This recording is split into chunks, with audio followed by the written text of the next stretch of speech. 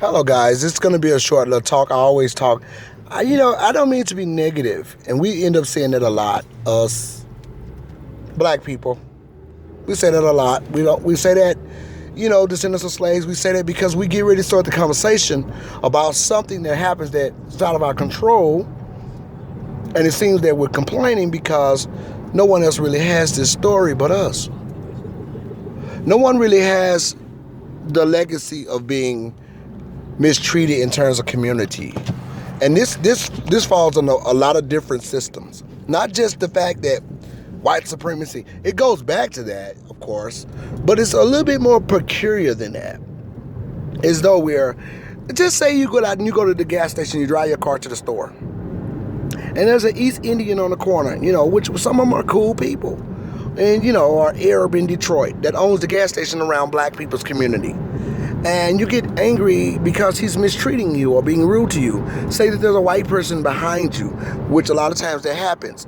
And there's a white guy waiting and he starts to mistreating you, trying to hurry you up so he can make sure that he handles a white person. And this is what happened to me several of times. So you get mad and you say, well, I'll go to the other store and I'll take my money elsewhere. Okay, you put your stuff down and you go to the next store. Well, when you get to the next store, they also own the next store. They're there too. So what do? This is the shaping of a system that we've been talking about in terms of us not being able to reflect to ourselves. And it's a little peculiar, and it's a lot peculiar at the same time, as though we're peculiar people. Because what happens when you don't take accountability for transparent government, and you don't take accountability for litigation and what's due to a sector or a people or a person, what happens is you get a trickle down effect of different things that should not happen. And you put people in danger, and you put people in liabilities and different things of source. And that's because you are incompetent and basically you're irresponsible as a professional, as a politician, as a lawmaker, as an overseer. And this, we don't want to have this story. This is not a story we desire to have.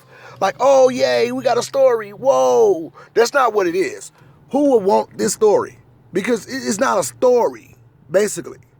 It's a lifestyle. You have to live it. It's not a story. But when we tell it, you can say it's a story, but technically, it can be a story technically. No, it's a lifestyle, really. And we're eating and breathing this lifestyle due to non-correction and no ability, no opportunity of community, of choice of community. And we've come to learn that this is something we need to say something about. We need to do something about.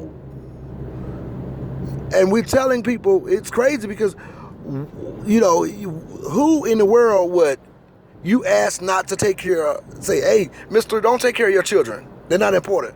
Don't take care of your family. They're not important. Come take care of mine. Who would ask that question to any group? But you would ask us that. This is crazy. And if somebody can wake up out in the world from any other group to just save yourself from going down in history the wrong way, I would do it. Because we're not going to stop, because this is ridiculous. And people get hurt who are really not even trying to do any harm. It's set up where they can, if they want to, and they can be dismissed on it. They can be, free. They can do it and not receive any punishment because it's set up that way for people who not even really trying to do any harm. That's the way it's set up. Because of government failure. This is government failure. Let's speak to it the way it is. You're left a group in litigation in the society in terms of federal litigation. You owe the slave descendants opportunity and reparations, protections, protected class citizenship. You owe money. And it takes a dollar amount to open that kind of protection up in terms of government and politics. This is what we're talking about. We're not speaking in terms of, oh, you racist person, I hate you. No, this is a lot more significant than that. It's a lot more. This is a lot more. It's a lot more significant and prestigious than just talking about people are racist. The United States created race. Race is not even a person. It's a way which you are anchored, which you can suppress another group if you choose to. That's racism.